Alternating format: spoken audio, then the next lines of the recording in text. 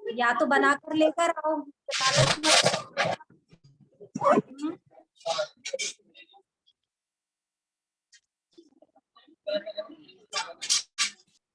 Mute करो भाई mic. पाओ तो लेकर आना रसगुल्ला। तो आराम हुआ होगा।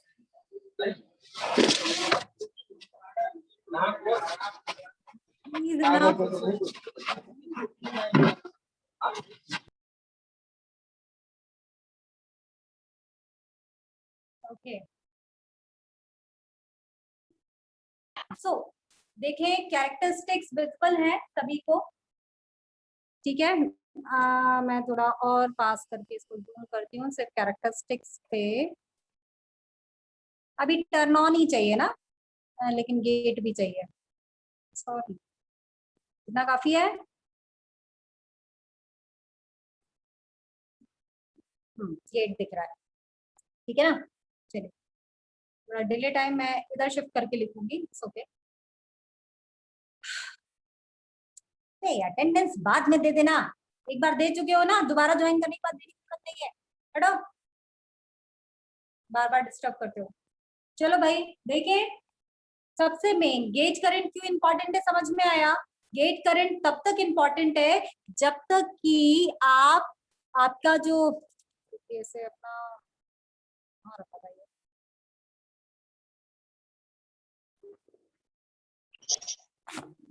हमने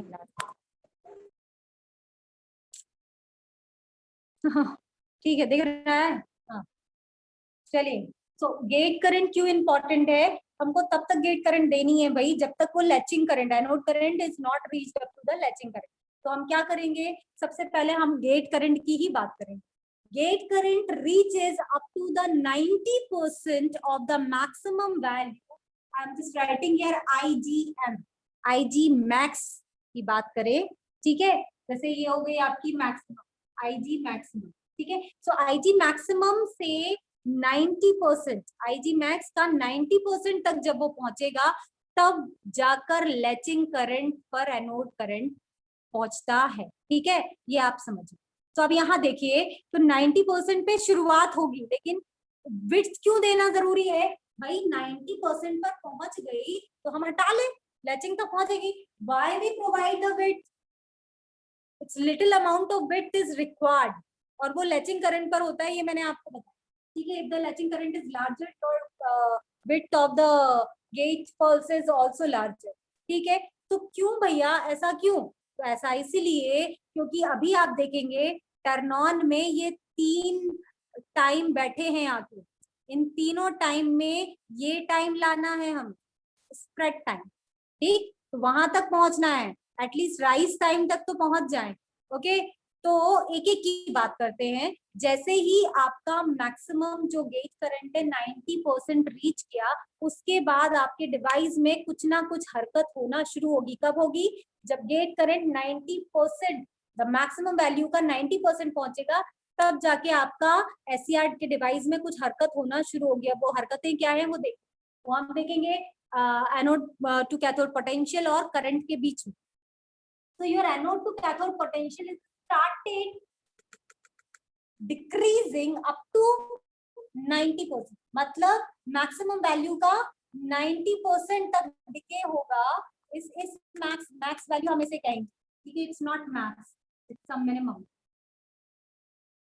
है ना। ये है मैक्स, वी मैक्स ये है। तो वी मैक्स से 90% नहीं, ये वी मिनिमम होगा, सॉरी वी मैक्स, भगवान मुझे क्या, वी मैक्स वो इसके फेवर में देखने लगे थे। तो 90% तक डिके होगा, तो उस ड्यूरेशन को कहा जाता है डिले टाइम। मतलब your VAK is down up to 0.9 VM, उस ड्यूरेशन को, and your IA anode current rises, anode current rises 10%, anode current rises 10%, या हम इसे 0.1 आई मैक्स का 0.1% तक राइज करेगा, और जो VAK है वो फॉल डाउन होगा मैक्स वैल्यू से 90%, उस ड्यूरेशन को हम कहते हैं, या उस टाइम को हम कहते हैं delay time. The time is delay, ठीक है। मतलब टर्न ऑन करने में जितना टाइम लगेगा, इस ड्यूरेशन में क्या होता है, सिर्फ हरकतें शुरू होती है। तो I am making here a dot कि कुछ ना कुछ स्टार्ट हुआ, your leakage current should be higher, है ना, कुछ हल्का सा करंट बढ़ना शुरू हुआ है। तो उसी को मैंने उस डॉट को थोड़ा सा बड़ा, भीमरा में भी ऐसा ही दिया हुआ है, ठीक है, उसको हल्का सा यहाँ पे करंट फ्लो को दिखाने के लिए एक डॉट में कुछ बना दिया गया है, तो दैट इज योर डिले, ठीक है, डिले टाइम को शो किया, तो वो गलत नहीं है, इट्स करेक्ट और सही तरीके से एक्सप्लेन किया है। उसके बाद में चलो डिले टाइम ये तो ठीक है कि भाई ये हम कहते हैं डिले टाइम, लेकिन डिले टाइम किस पर डिपेंड कर रहा है भाई, इसका मिनिमम होना या इसका मैक्स होना डिले टाइम का, कि कितने टाइम में आपका जो मैक्सिमम वोल्टेज है वो 90% रीच करेगा, और जो आपका करंट है वो 10% राइज होगा या रीच करेगा। तो वो टाइम डिपेंड किस पर करेगा, तो इट डिपेंड्स ऑन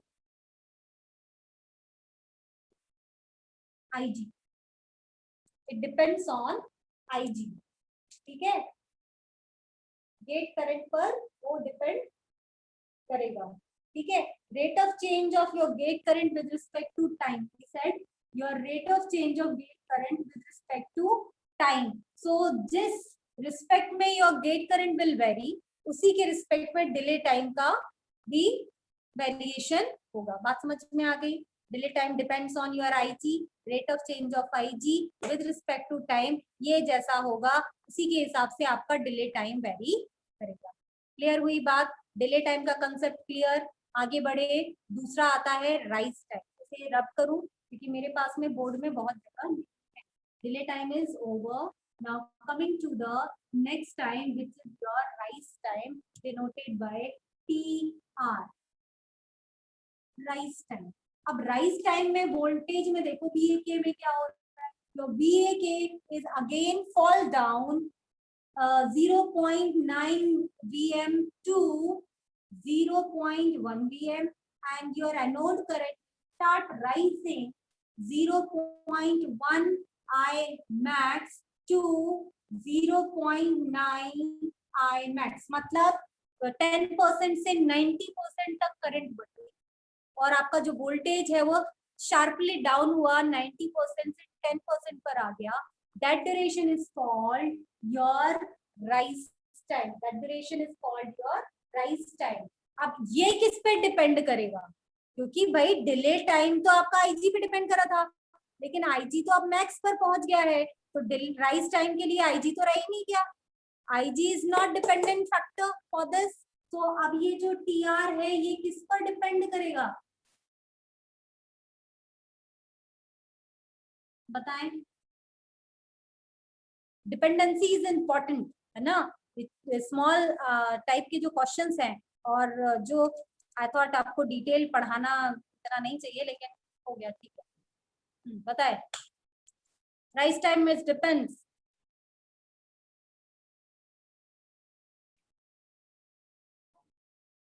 VAK पे ना VAK दोनों ही डिपेंडेंट है आपके एक दूसरे पे, वो तो है ही, ठीक है, लेकिन ये डिपेंड नोट करें ना, क्या लिखा मैंने, दिख रहा है, इंडक्टेंस ऑफ लोड L पे डिपेंड करेगी, लोड इज इंडक्टिव और प्योरली रेजिस्टिव और इंडक्टिव कैपेसिटिव और व्हाटएवर इट इज, जो भी हो कुछ भी हो, अगर लोड में इंडक्टेंस है तो राइज टाइम बढ़ेगा। It depends on the load inductance, जैसा होगा राइज टाइम की कैटेगरी वैसी होगी। ये किसी नॉर्मल बुक्स में लिखा भी नहीं होगा, ये बहुत डिटेल्ड वाली बात है, फिर भी मैंने बता दिया क्योंकि dependency is not mentioned anywhere, I mean है अच्छी कैटेगरीज की बुक में है, नॉर्मल बुक्स में नहीं है। तो इंडक्टेंस पर डिपेंड करता है, वो भी लोड के, कि लोड में load should be purely resistive, तो बहुत अच्छी बात है, राइज टाइम कम होगा। ज्यादा इंडक्टिव है तो राइज टाइम उतना बढ़ता जाएगा जितना इंडक्टिव लोड होगा। क्योंकि क्यों मैंने बताया, या फिर मैं अभी शायद नहीं बताया आपको, या बताया क्योंकि मैं फर्स्ट लेक्चर में बता देती हूँ, लेकिन फिर भी सुनिए कि इंडक्टेंस और कैपेसिटेंस ये दो जो महारथी हैं, इनके बारे में अगर डिटेल आपको पता है तो ये डिवाइस के बाद में आगे पावर इलेक्ट्रॉनिक्स उतना ही सिंपलर होता जाए। और इनकी कैटेगरी या इनको आपने बहुत अच्छे से नहीं जाना तो ये एकदम हवा है, समझ, ठीक है। इंडक्टेंस क्या करता है, क्या प्रॉपर्टी इंडक्टेंस की, it will oppose the sudden change of current. तो डेफिनेटली बात है कि राइज को भी रोकेगा, फॉल को भी रोकेगा, सब कुछ, कहानी तो वही खत्म हो गई है ना। गेट करंट पर तो डिपेंड करेगा नहीं, because gate current is reaches up to the maximum. तो राइज टाइम किस पे डिपेंड करेगा, इंडक्टेंस अगर लोड में है तो वो सडन चेंज ऑफ करंट का अपोज करेगा, सीधी सी बात है। तो सडनली चेंज नहीं होने देगा करंट को। तो अगर इंडक्टिव लोड है तो राइज टाइम उतना ही बढ़ जाएगा, जितना ज्यादा एल होगा आपके लोड का इंक्रीज उतना ही टी आर इंक्रीज। क्लियर हुआ। और मैं ऐसे ही शॉर्ट इसमें लिखेंगे हम, और बहुत ज्यादा डिटेल में नहीं। किसी को कुछ और पूछना है तो बता, ठीक है। इसे बुक्स में, जो अच्छी बुक्स में उसमें लिखा गया होगा टाइम कांस्टेंट। आप बोलते जाओ, सुन रही हूँ। मैम जैसे इंडक्टेंस अगर लोड में लगा हुआ है तो sudden rate of change of current को मैम वो रोक रहा है। अगर मतलब जब कि लोड पे अगर कैपेसिटिव लोड रहे जैसे कि, तो कैपेसिटिव तो rate of change of voltage को अपोज करता है। तो इसका मतलब कि टर्न ऑन टाइम जो है वो और कम हो जाएगा क्या, मतलब अगर कैपेसिटिव लोड रहेगा तो। कैपेसिटेंस का यूज नहीं किया, मैंने कहा लोड पे डिपेंड करता है। अगर मैं तो बार बार इंडक्टेंस ही बोल रही हूँ, लिखा भी इंडक्टेंस है। कैपेसिटिव रहेगा या प्योरली रेजिस्टिव होगा तो उतना ही कम रहेगा टाइम, ठीक है। लेकिन इंडक्टेंस अगर लोड में है तो टाइम उतना ही बढ़ जाएगा, और नाम से जाना जाता है which is your time load. और time constant is also depend on L on, ठीक है, टाइम कांस्टेंट ऑफ लोड। तो वो time constant of load is also depend on your L, क्योंकि वहां पर भी इंडक्टेंस की बात होती है। टाइम कांस्टेंट कब पड़ेगा, जब आपका लोड इंडक्टिव, ठीक है। तो इसे एक और नाम से जाना जाता है, पूछा जाए तो अगर टाइम कांस्टेंट, तो डरने की जरूरत नहीं है, ये वही चीज बात कर, ठीक है। राइज टाइम में वही चीज बात कर रही है, थोड़ा सा अंदर की बात है, और इसको समझ लो तो आगे तक के लिए मुसीबतें सॉल्व हो जाएंगी, ठीक है ना। तो चलो हटाए इसे, rise time is clear, dependency खत्म हो गई, ठीक है ना। आगे बढ़े। अब राइज टाइम में, हाँ, भीमरा में राइज टाइम में इसको और थोड़ा सा करके ऐसा, मतलब वो जो गोला था वो और इंक्रीज हो गया, राइज हो रहा है ना, it's a rising, it's little bit spreading is there but it's not totally spread, तो spread time नहीं आया अभी, it's a rise time period. Can I rub this? Clear हुआ? Now the last one is, मुझे लगता है थोड़ा सा जो दूसरे लेक्चर है उसको मुझे सॉरी कह दीजिएगा मेरी तरफ से, क्योंकि मैं टर्न ऑफ खत्म करूंगी, मुझे ये कैरेक्टरिस्टिक्स फिर से नहीं बनानी, ठीक है। स्प्रेड टाइम, स्प्रेड टाइम मतलब पूरा खुल गया सारे के सारा, huge current flowing through your device, so your VK decreases 0.1 or we can say that 10% of max से लेकर minimum V minimum तक पहुंच गया, देखिए it's a minimum, ठीक है। and your IA increasing 0.9 max से लेकर वो I max को रीच कर गया, मैक्सिमम एनोड करें फ्लोइंग थ्रू योर डिवाइस, ठीक है। सो इस ड्यूरेशन को आप कहते हैं स्प्रेड टाइम। स्प्रेड टाइम में पूरा खुल गए सारे junction, a huge current flowing through it, this should be a transition of off state to on state। अब जाके आपका जो क्या कहना चाहिए, फॉरवर्ड कंडक्शन मोड को इसने रीच किया, ठीक है, फॉरवर्ड कंडक्शन मोड को रीच किया, तो this duration is called your spread time. अब इतने से इतना वेरिएशन जो लाना है वो किस पर डिपेंड करेगा, वो किस पर डिपेंड करेगा?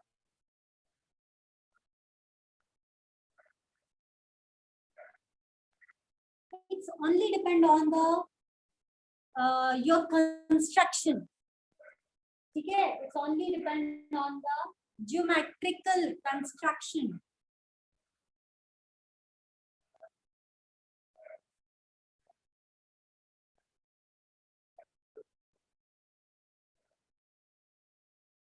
Geometrical construction of your device. ठीक है, it's only depend on the geometrical construction of the, क्योंकि भाई अब इतना तो लोड, क्योंकि वैसे ही मैक्सिमम करंट फ्लो होने लगी है, 90% रीच कर गई किसी चीज की करंट, मतलब वो तो ऑलमोस्ट मैक्स पे पहुंच गई ना। अब वहां से बहुत स्लाइड सा वेरिएशन बचा है, जो स्लाइड वेरिएशन है वो जो टाइम है, स्प्रेड टाइम का duration, this is very less वैसे भी, और वो भी जितना भी लेस है या जितना ज्यादा होगा या जो भी लिटिल बिट वेरिएशन होगा, it's only depend on the geometrical construction of your device. जैसा कंस्ट्रक्शन होगा उसी हिसाब से आपका स्प्रेड टाइम वेरिएशन होगा। तो जितने भी मैक्सिमम चार्ज कैरियर्स हैं वो आपके डिवाइस में फ्लो करने लगेंगे इस ड्यूरेशन में। So this is your T on. ठीक है, अब फटाफट आते हैं टी ऑफ पर। आई डोंट थिंक सो इसमें कोई doubt. So I am coming on the T off. T off, T off में देखिए एक तो है आपका टी आर आर, और टी ऑफ को मैं पूरा लिखूं T Q. T Q is equal to T R R. T Q and T off both are same. Okay, T R R plus T G are.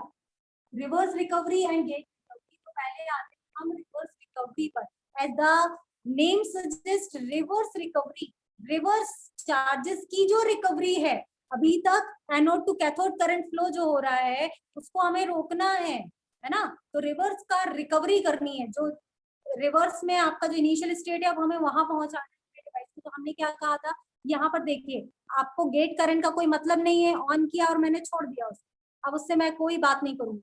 अब हम आगे सीधे current पर। मैंने क्या किया, करंट को डिक्रीज करना यहीं से शुरू कर दिया। ठीक है, लेकिन तब भी आपके डिवाइस में कोई फर्क नहीं पड़ा और वो टाइम को हम नोट भी नहीं करते। This current should be reaches up to the zero. Zero को रीच करने के बाद जब वो मैक्सिमम नेगेटिव या मैक्सिमम रिवर्स बायस तक पहुंच जाएगी, मैक्सिमम रिवर्स करंट को रीच करेगी, तब जाके आपके पोटेंशियल पर फर्क पड़ेगा and your potential is start reverse building up. मतलब आपका, आपने क्या किया, एनोड को जो है वो डिक्रीज किया और डिक्रीज किया IRM तक ले गए, मैक्सिमम नेगेटिव में रिवर्स मैक्सिमम करंट तक ले गए। It should be negative definitely. ठीक है, नेगेटिव IRM तक लेके गए। ओके, अब वो नेगेटिव IRM तक गया, उस ड्यूरेशन के बाद, उस ड्यूरेशन पर when it's on the peak, यहाँ देखिए मैं इसको शेड करती हूँ, जब ये पीक तक गया, इस पीक पर जाने के बाद आपका वोल्टेज रिवर्स होना शुरू हुआ है, ध्यान में रखिए। ठीक है, and when it is reaches up to the 25% of the reverse maximum current, that time is 0.25, or we can say that 25% of the reverse maximum current. okay, उसको हम कहेंगे TRR ड्यूरेशन। यहाँ से लेकर इस 25% तक, ये जो 25% यहाँ पर मैंने नोट किया है, ठीक है, ये पॉइंट है, जो 25% तक ये रीच करेगी आपकी रिवर्स करंट, उसको हम कहते हैं मैक्सिमम के बाद।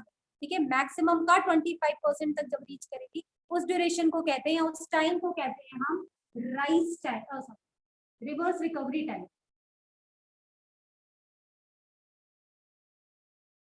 Reverse recovery time. ओके, ठीक है, अब ये रिवर्स रिकवरी टाइम जो है आपका,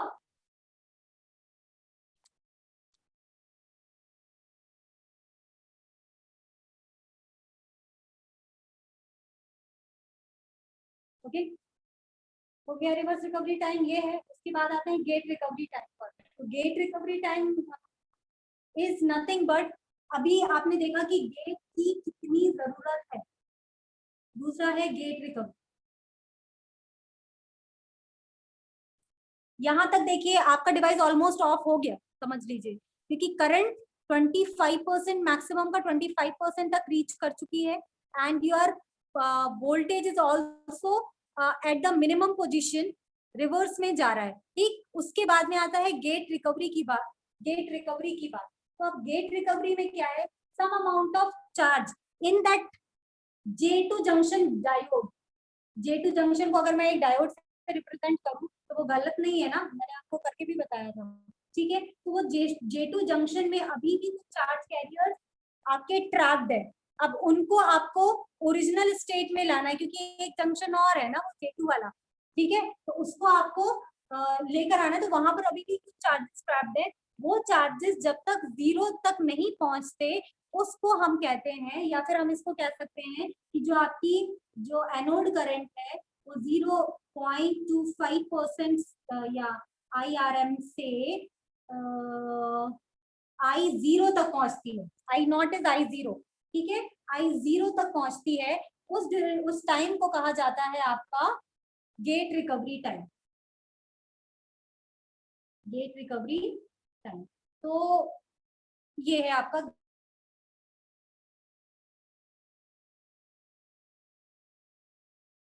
गेट रिकवरी टाइम, और दोनों को मिला के आपका, और धीमरा में इसको डैश डैश करके आगे दिया गया है, तो वो डैश डैश करके आगे देने का मतलब है the circuit turn off time, this is device turn off time, TQ is device turn off time, ठीक है। और जो TC करके उसमें दिया होगा दैट इज योर सर्किट,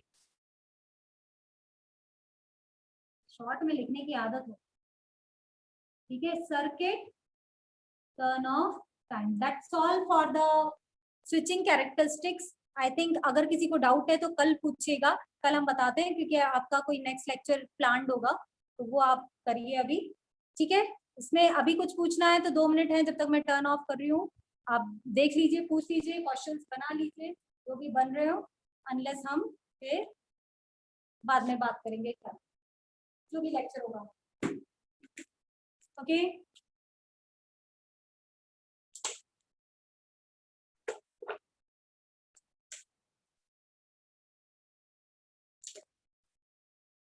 ठीक है, ओके।